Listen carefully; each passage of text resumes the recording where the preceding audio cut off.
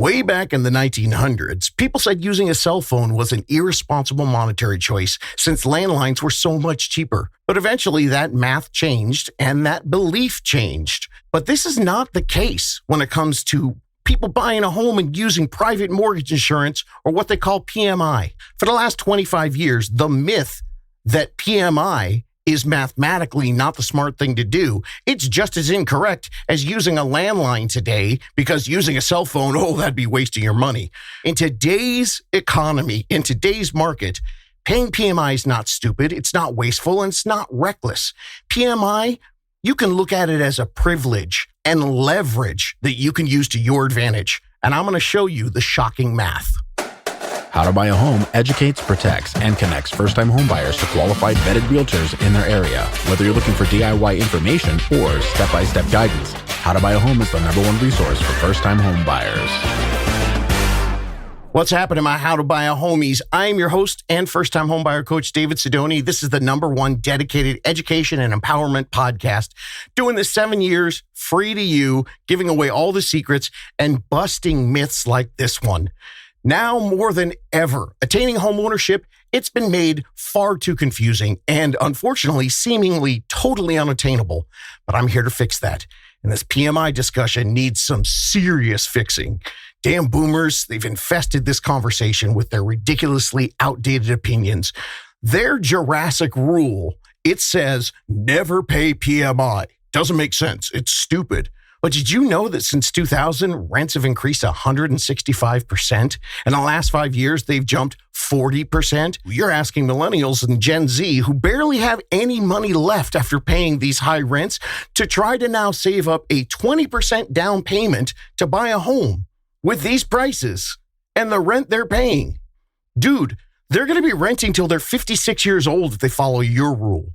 It's time to update this out-of-touch rule and start sharing real-world applications for 2026 and beyond. All right, let's get on the solution side of this. New generation needs a new rule, and we're going to build it with math. The math is going to show you don't need a 20% down payment to follow a responsible path so you can get into the compounding financial benefits that happen when you own a home, especially when the thought of home ownership, it just feels like it's getting further and further away from you. Here's the new rule. PMI, it's not the devil. It's not expensive. It is not a dumb move, and it won't make you house poor. In fact, I'm going to show you the math where you can actually prevent house poorness. That's apparently a term I just made up right now. PMI, I've said it in the past, it's a privilege. And when you hear and you see the current math, you're going to discover that PMI is often the smallest cost to obtain the biggest wealth building move of your life. In this episode, you're going to learn these things. First, we'll define what PMI is, what it is, and what it isn't. Then we'll talk about the myths that are keeping an entire generation broke. Then, math time. I want you to be able to assess this with facts, not emotions. I'll also explain to you exactly what this small monthly fee can buy you and reveal the mathematically enormous exponential benefits. And finally, I'm going to reveal the 2 main strategies on how you can use PMI so you can leverage it to beat the system instead of painfully trying to save up a 20% down payment in today's market. And if you do have 20% down, I'm going to break down the math on using this tool to avoid becoming house poor. By the way, if you're new here today and maybe you've never even heard of PMI, you're just looking for the basics on how to buy a home, I'm going to tell you where to start, how to plan, and how to get ready. Just jump to episode 400 for the #1 trusted first-time homebuyer 10-step program in the country. You're going to start there and use the episode guide at howtobuyahome.com, where you can find episodes on every topic that you need to crush the confusion and get real clarity. So we start at the beginning. What the hell is PMI? Stands for Private Mortgage Insurance. It's also sometimes called just MI, mortgage insurance. It's a monthly fee that you're going to pay when you buy a home if you use less than a 20% down payment using a conventional loan. This is insurance for the lender. This is not for you. This is just for the lender in case the buyer stops making their payments. I want to clarify right at the top, this is not homeowners insurance. That's something different. Homeowners insurance is the I in PITI, principal, interest, taxes, and insurance. That makes up your monthly payment. But if you do need to have PMI on your loan, that's an additional fee, like HOA. So it would be PITI plus PMI or potentially also plus HOA. Welcome to the acronym hell of real estate. And another big thing you need to know about the definition of PMI. PMI is not permanent. It is not forever. PMI is temporary. Now, I'm going to get more on the math of how that works a little bit later, but just know PMI is temporary. To know why PMI is so misunderstood in the math of today's home buying process, here's a little history of why it exists. When you're buying a home, most of the time, most of us need to use a loan, and the banks want to protect their loans. And they found a way to do that with this PMI fee. Long ago, somebody decided that 20%, yep, that was it. That's the threshold for the banks and lenders to feel safe. What they said was they needed a 20% cushion, and if they didn't get that, they're going to need some insurance in case the borrower defaults on the loan. And this is a rule that they made up and created for themselves. And the rule itself is BS, since that 20% imaginary safe number that they just went ahead and pulled out of the air, that's way more than they need to cover any potential loss if a buyer can't afford to stay in a home. Because you see, for over 100 years, homes usually increase in value at about 3 to 4%. That's the average over 100 years. And that has more cushion that the bank gets because each year they're getting a little extra appreciation on top of the 20% that they're demanding before they ask for insurance. And since 1963, there have only been 3 times that prices have dropped over 7% in 1 year. So why do we need a whopping 20% or you have to pay them insurance? The magic safe number the banks need, it really should be at most 10%. But instead of dwelling on how the system is rigged, let me explain how you can use the giant loophole in this system. And I'll do that with math.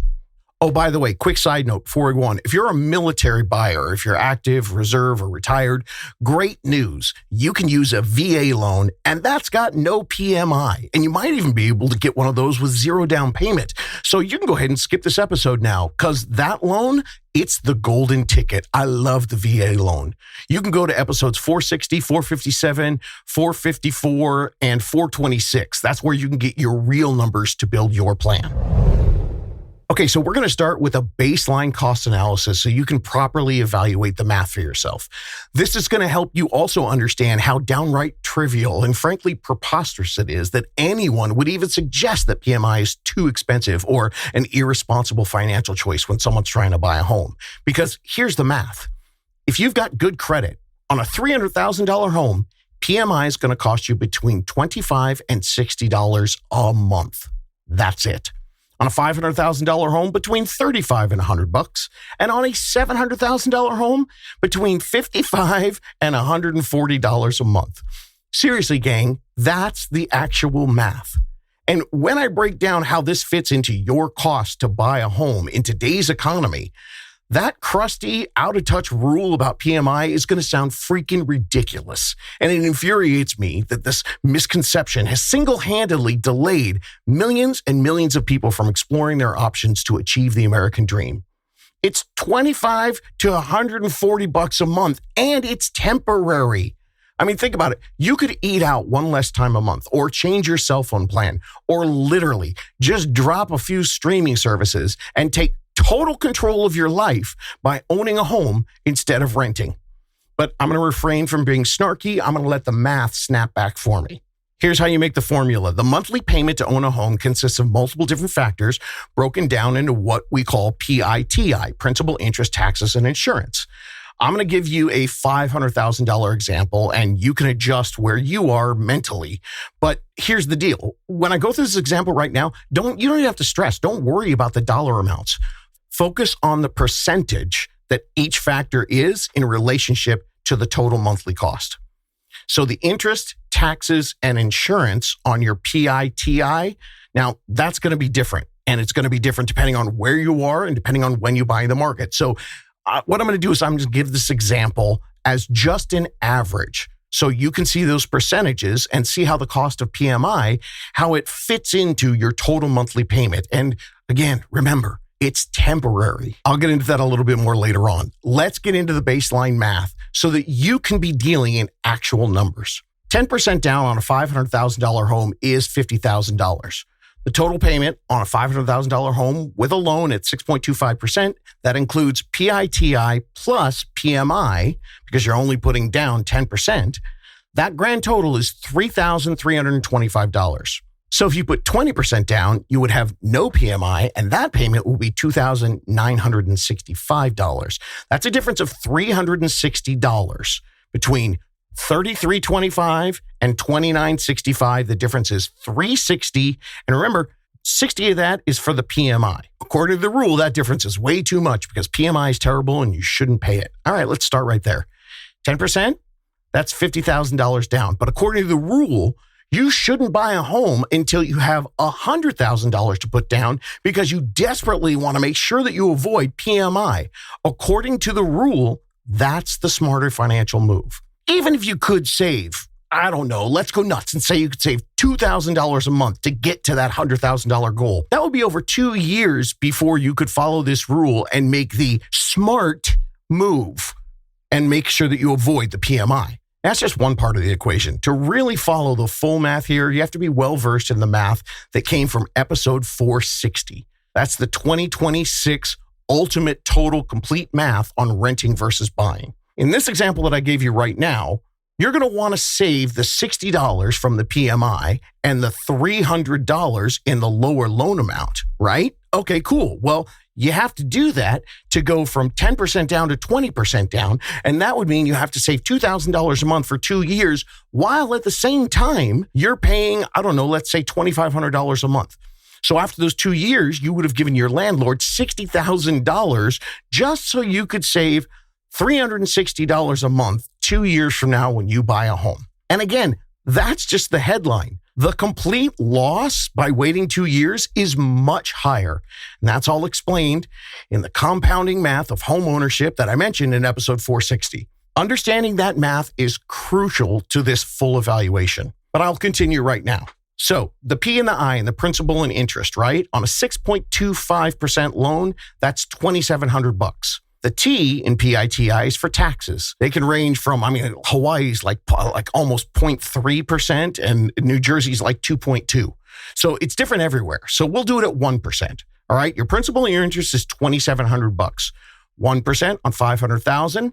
That breaks down to $415 a month. The I for insurance, national average, about $150 a month for a starter home. The PMI average for a $500,000 home, 10% down, costs you $60 a month.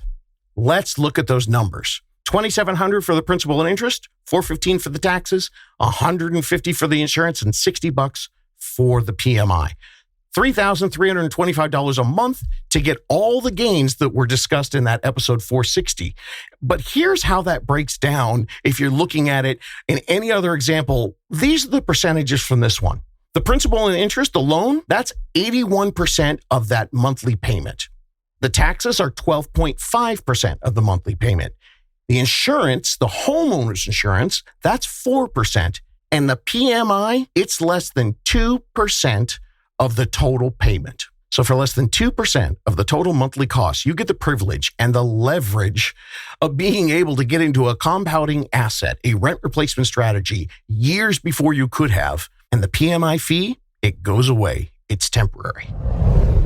Okay, that's a good start. That's the baseline understanding of how much it really costs you. So let me quickly go over the temporary part that I've talked about for PMI. And then I'm going to give you two very intriguing mathematical options where you can use PMI as leverage in your home purchase. The first example is going to lay out the math of financially responsibly buying a home with only 3% down. For those of you who, don't have $50,000 hanging out in the bank right now. And the second example is going to lay out the math for those of you who do have $20,000 or more to show you how you can leverage PMI and low down payment options to make your money work smarter for you and avoid the dreaded house poor feeling. All right, first we're going to start with the temporariness of PMI. Looks like I made up another word. A lot of first-time homebuyers use what we call a conventional loan that can use 3%, 5%, or 10% down payment. And the PMI it's attached to it, it's not forever. A lot of them use what's called a conventional loan. Now, the rules are different for FHA, and I'm going to get to that later. Your PMI, it's on your loan, but it drops off your payment once your loan hits what they call 78 to 80% loan to value. Now, some banks will drop it at 80 if you ask, but the general rule is that when you hit 78%, it automatically gets dropped off. Here's how the loan to value thing works. You start with a down payment amount. So if you put as little as 3% down, let's say you just put the lowest you could there.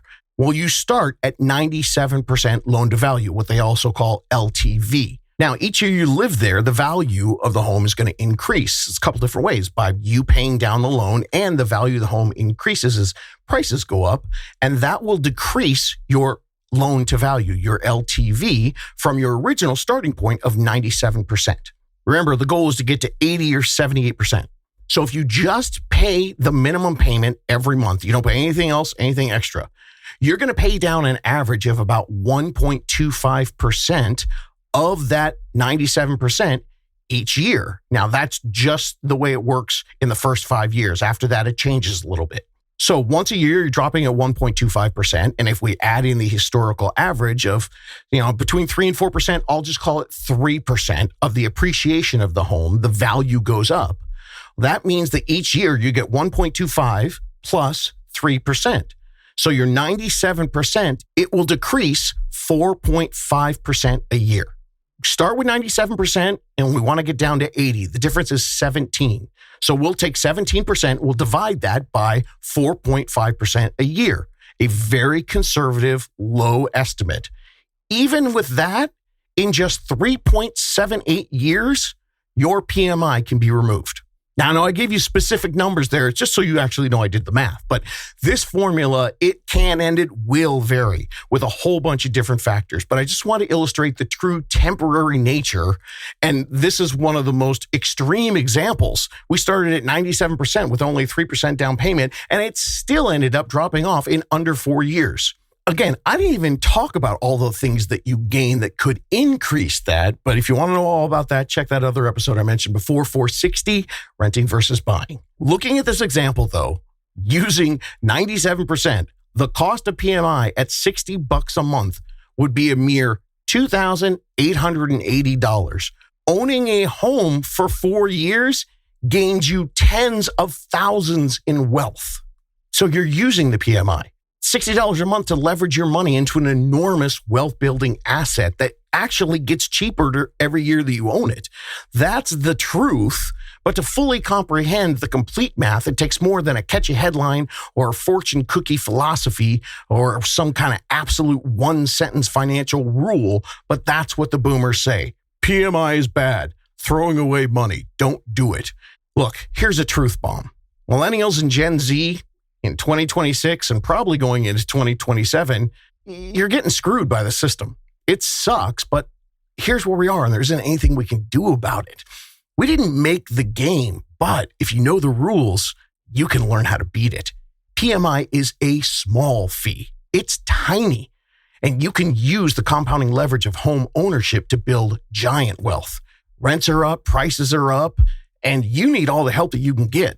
The data doesn't show that housing prices are going to drop 10% anytime soon, and it doesn't show the interest rates are going to drop to 4%. So I don't have a catchy one sentence, this is bad, don't do it. There's no sexy big solution. To beat the game, you got to understand and know all this math. Got to know exactly what you gain by getting into the housing market and owning a home, and then weigh that against the small temporary payment that is less than 2% of your total monthly cost to own a home. All right, let's go on to the 2 examples of how to use PMI to beat the game. Example number 1 is simple. If you rent for the average amount in your area, don't assume that the cost of entry for you to buy a home is prohibitive. Because if you're waiting for things to get cheaper and think that that's going to be the way that you're going to be able to afford a home, number 1, it's not going to happen. And number 2, you have other options. Listen to episode 426. That's where I have all the low down payment options. If you're out there right now and you want to buy a $300,000 or $400,000 home and you're thinking, okay, I don't have $30,000 or $40,000, well, don't worry about it. 10% is not the threshold to get in. It's not your only way in. Most of our first-time home buyers are using 3 to 5% down, and that's been the same all the way for the 20 years that I've been doing this. And with the tactics from episode 426, there are people that bought homes in the last couple of years, $300,000 or $400,000 homes, and their total cost to buy in was $5,000. And some of them were even less than that. So sure, the PMI, it exists, but don't let that be the reason that you don't talk to a first-time homebuyer specialized real estate support team. You got to get out there and discover your options, because you have far more than what is being generally taught or discussed or even told to you by some realtors and lenders who don't have the expertise and know how to explain the real math. And the second example is going to show you how to use the very, very small fee of PMI to avoid becoming house poor. Now that you know all the math, let's discuss the one thing that I hear from buyers out there. And I hear this from the responsible, cautious people. They say it to me all the time. They're afraid of being house poor. David, prices and rates are so high. We want to put the most down so we can have a lower payment because we really want to avoid being house poor. Okay, I get it. It makes perfect sense. It's logical, it's reasonable, but let's break it down. What does house poor mean? Well, it means that you want a low payment each month without draining every dollar that you have to get into the home. And since most of the buyers haven't had all the math explained to them from that episode I keep talking about, episode 460, they think that they got to get a big down payment. So they just save, thinking that that's going to give them a lower monthly payment so that they can still afford their payment and feel like they have extra cash every month. Okay, that's what I hear all the time. So let me put the math to it. Let's go back to the $500,000 example I gave you with 10% down. At a 6.25% interest rate, the difference between $50,000, 10% down, and $100,000, 20% down, that difference is only $360 a month in your monthly payment. Now, we've already discussed how if you only have the 10% down, the math works more in your favor to buy with 10%, maybe even 5% or 3%, so that you can start earning compound benefits of home ownership versus trying to save up another $50,000 while you're losing money renting and simultaneously losing the benefits that you get when you own a home. But what if you're sitting there and you have the 20% today and you're thinking, all right, I just got to save a little bit more to cover the closing costs, and I'm going to bring in that 20% to drop it down. Well, we just figured out it's not going to drop it down that much. Here's something interesting. There are a ton of economists and financial advisors who say that if you're using a rent replacement strategy and the compounding benefits that I described in that episode, 460, even if interest rates are 6% and prices are high, buying a home strategically using a low down payment when done properly is still getting what they call cheap money because it's a large loan. And the benefits you get on that side are leveraged against a large amount. So you're going to get larger returns. With the right plan, there are a lot of people that say this is the best way to do it. One thing you know if you listen to this show is I'm never going to tell you this is the best way to do it because I haven't talked to you for 30 minutes. But over my 20 years, with a 30 or 45 minute conversation, I'm talking to people who have spreadsheets and math and data, the people who are the most analytical, the most cautious, and the most extremely risk-averse people. When they hear using a low down payment option versus putting that big money down, but only seeing that small savings, they get big fat eyes of wonderment, especially when they add everything up on their Excel columns. They see the light. So I'm not going to do 30 for 45 minutes. I'll try to break this down in, 3 to 4 minutes. The first myth bubble to burst, we already learned. $50,000 more of down payment, it only reduces your bill by $360 on a $500,000 purchase. $50,000 only equals $360 a month. So if you've got 20% down and you don't want to be house poor, I get it, but it's only a $360 difference.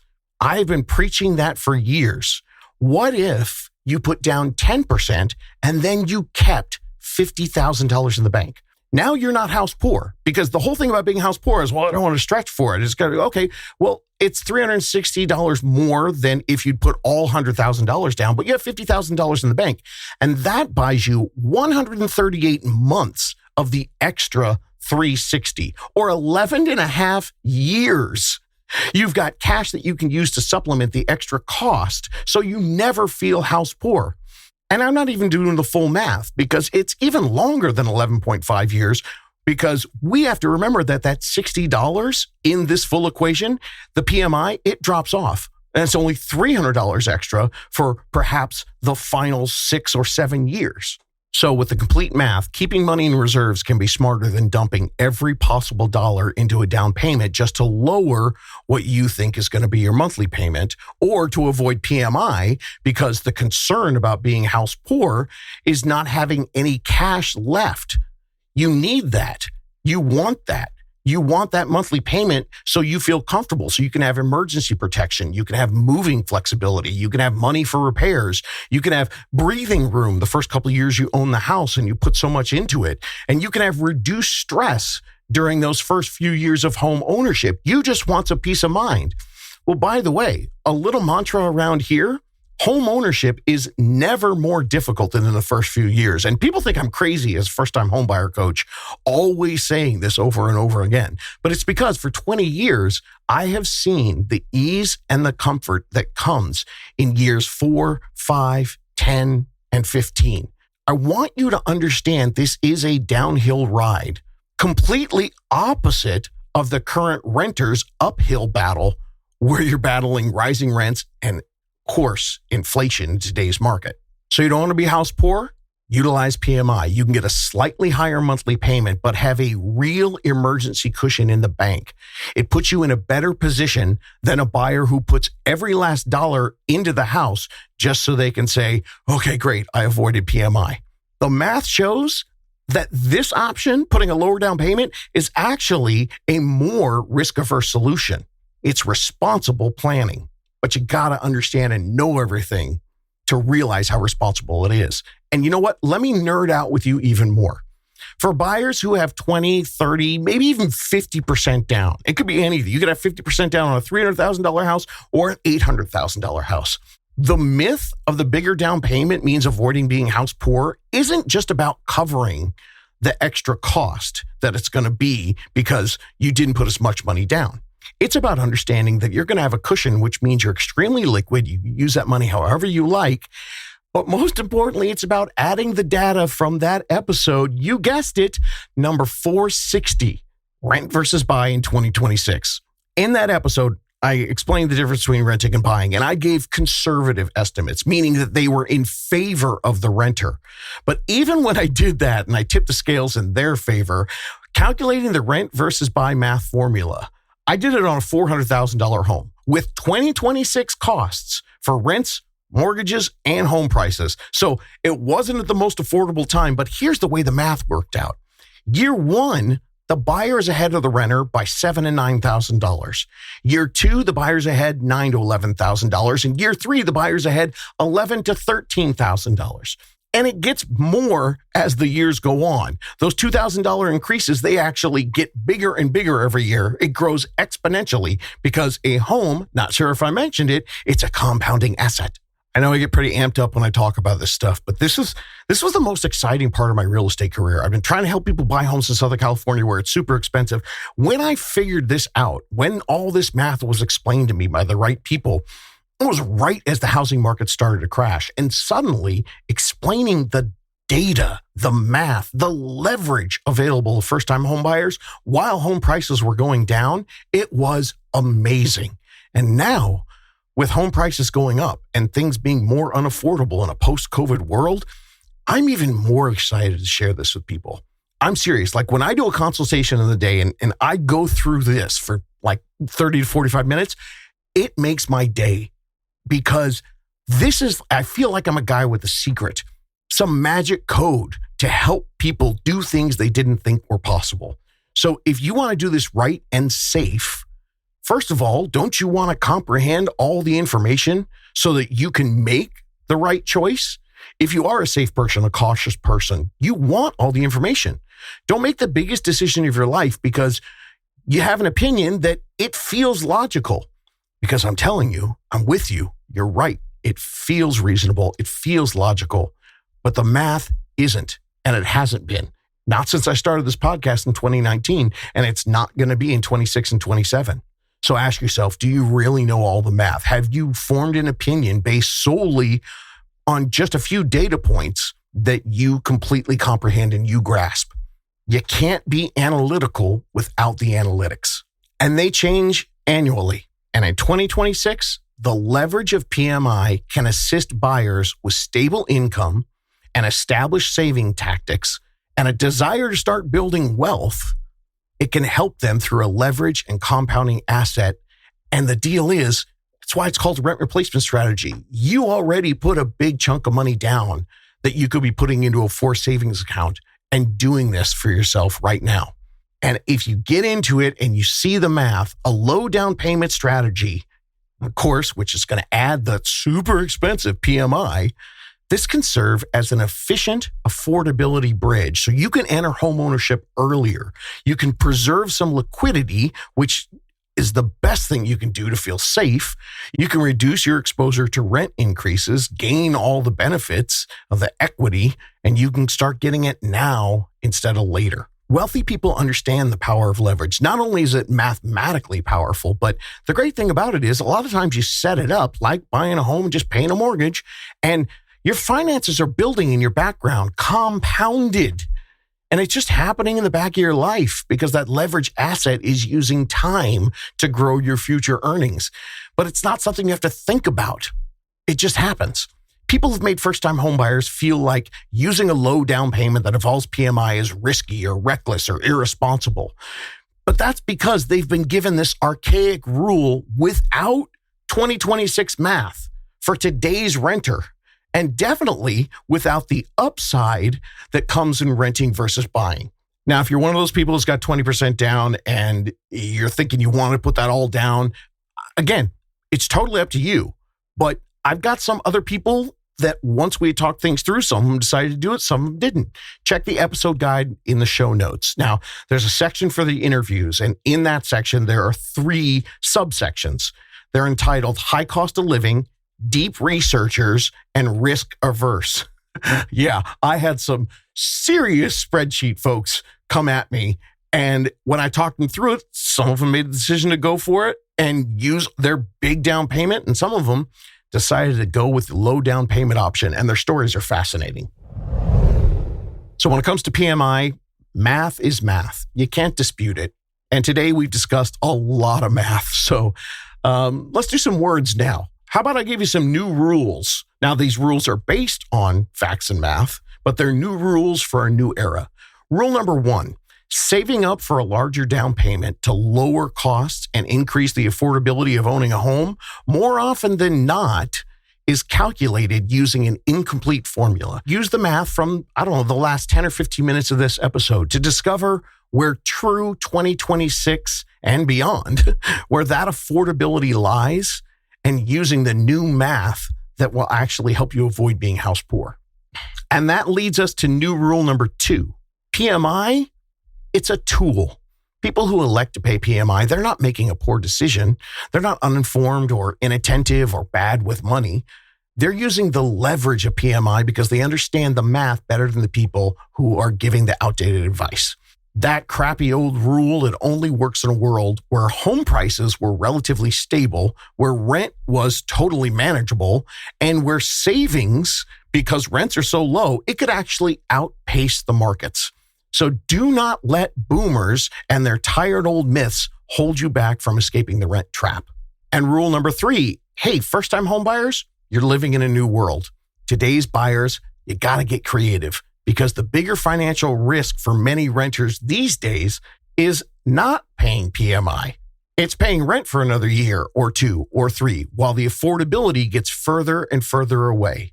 PMI shrinks the gap. It lets you participate in the housing market before the market completely runs away from you. Rule number 4, yes, PMI is a fee, but it's temporary, it's cheap, and it buys you a lot. You can buy early entry into the market. You can buy fewer years of rent inflation. You also buy earlier equity growth and compounding wealth. You can buy the tax benefits that you only get as a homeowner.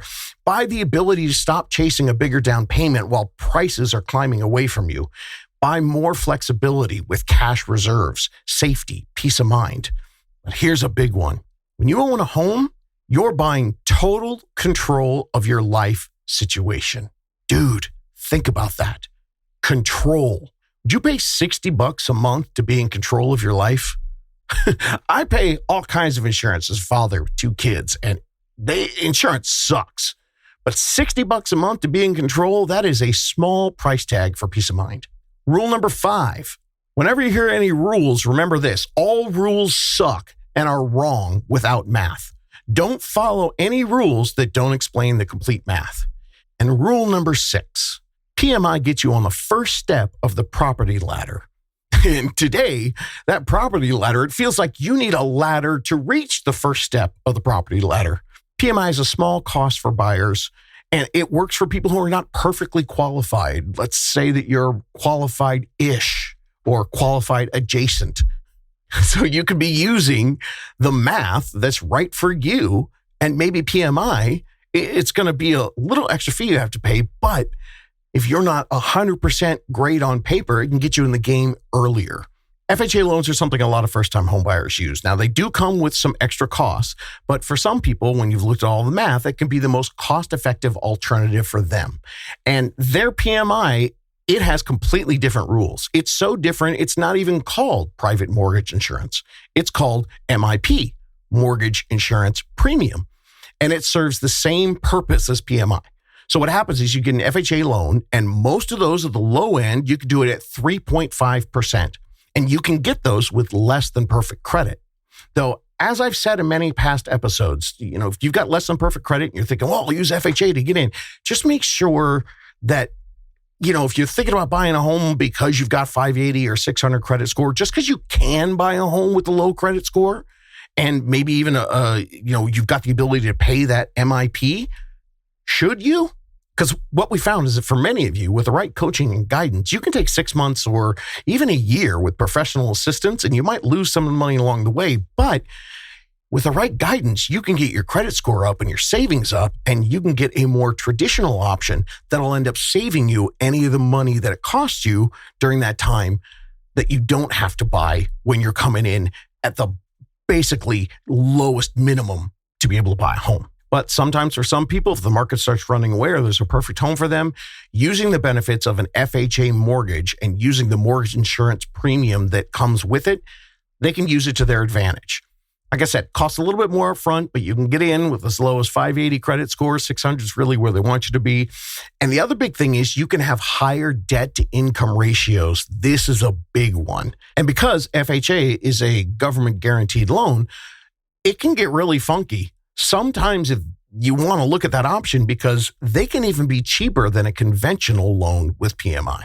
But here's the big difference. Unlike a conventional loan with PMI, if you've got an FHA loan with MIP, it doesn't just go away when you hit the 80% loan to value. In fact, if you use that 3.5%, which a lot of our buyers do, anything less than 10%, the MIP stays for the life of the loan. So the way to get around it is eventually you refinance out of that FHA loan when you've looked at all the value and you realize that you could refinance now and you're going to be in that 80% threshold. And I'm telling you, my unicorns, the lenders that I've worked with over the years, and me and my team, we've been serving first-time homebuyers for decades. And over the years, 99% of all of our buyers who used an FHA loan, they eventually will find a way to refinance out of the MIP, or they're going to actually sell the home and move on to their next one. So it's not like it's going to stay with them for 20 or 30 years. The average homeowner, they actually refinance their home every 6 years. So even with the extra cost to an FHA buyer, which comes up front, even with the fact that it's stuck on their loan, for many first-time home buyers, coming in at 3.5% and getting into the game and getting all the benefits that I talk about in episode 460, it can still be better than paying rent for 2 or 3 or 5 years. Again, it's just math. So the better question is not, how do I avoid PMI? The better question is avoiding PMI worth the total cost of the delay? There is a difference between patience and postponement. PMI can be the tool that helps people stop postponing. The traditional anti-PMI advice assumes that waiting is neutral. Well, it isn't anymore. Waiting can mean another year of high rents, another year of home price appreciation, another year of having your savings goals reset by inflation, and another year of future affordability moving further and further away. Today, we're sitting in a financial affordability crisis. But PMI, it shouldn't be judged by the old 1900 rules. That was built for a different market. PMI should be judged by one question. Does it help a buyer make a financially sound move sooner without overextending themselves? For a lot of renters out there, the answer is hell yeah. PMI can reduce the time spent trapped in your rising rent. It can, if you got a big chunk of money, it can help you preserve some of your cash reserves. And for everybody, it accelerates the start of building equity, and it gives you a realistic path into home ownership without waiting years for an increasingly outdated 20% down perfect rule. It's not perfect. And PMI, yes, it's not free, but it's sure cheap when you look at everything else. And in a market where waiting can be wildly expensive, PMI is often not the problem. In fact, it's the solution. Okay, I'll wrap it up here. My final thought is this. There's a lot of people that magnify PMI, and it becomes emotional for them. But the reason that it becomes emotional is either because they heard it's a rule, but a lot of people, just because it's there, it's visible, it's tangible. You've never heard all the other math that I've talked about in those other episodes. You can see PMI, but now that you've seen it, you understand how low it is. And, I know a lot of people that'll, they'll go to some garbage rent versus buy formula or online mortgage calculator, and they'll put the PMI on top of it, and that'll be like the cherry on top. And they'll go, see? But the problem with all these online calculations for you is it's not everything. They're incomplete. And I understand why everyone gets all bummed out, because you finally see the full number right there in front of you, and that number sucks. And what sucks more is what's not visible to you. The completion of the true rent versus buy formula, the opportunity cost of delayed ownership, the loss of future equity, the effect of rent inflation over time, and the emotional exhaustion of trying to outsave a housing market that's moving away from you. And then what sucks even more is that I can't do a 30-minute consult with the thousands of you listening right now. But I can't explain the pure math and the facts. It's all laid out. It's in episodes 426, 440, 457, and that other one, 460. I wish I had a quick bumper sticker answer that you could look at and go, oh, there it is. And that's simple. I add this up, I add that up, boom, that's totally better. But unfortunately, in today's world, that's why I love talking to people for 30 or 45 minutes and breaking everything down for them, because the possibilities, it shows you that it's not impossible. And it also shows you different ways that you can actually win this game. We're going to highlight the loopholes so that you can get into something that feels more and more rigged, especially for everybody in the upcoming generation. That's my goal. Let's get to the solutions. Now, if you've got questions, go to howtobuyahome.com and ask David. I personally answer every single question myself. Again, everything's free on the podcast, no charge. Go listen to everything. I'm giving it away for you. You can make your own spreadsheet. And when you're ready, if you feel like asking for a unicorn team, because you want to work with the best local expertise in your area, real specialized advocates who are ready to reveal my favorite word, options, go to howtobuyahome.com and ask to talk to somebody. And I'm telling you guys, talk to somebody sooner than you think you should. You're going to find out you have options, and then you'll be super excited because you know what? You can do this. Looking for more DIY education or your own personal step-by-step guidance through the home buying journey? Since 2019, How to Buy a Home has been the #1 resource for first-time home buyers. So visit howtobuyahome.com to get started.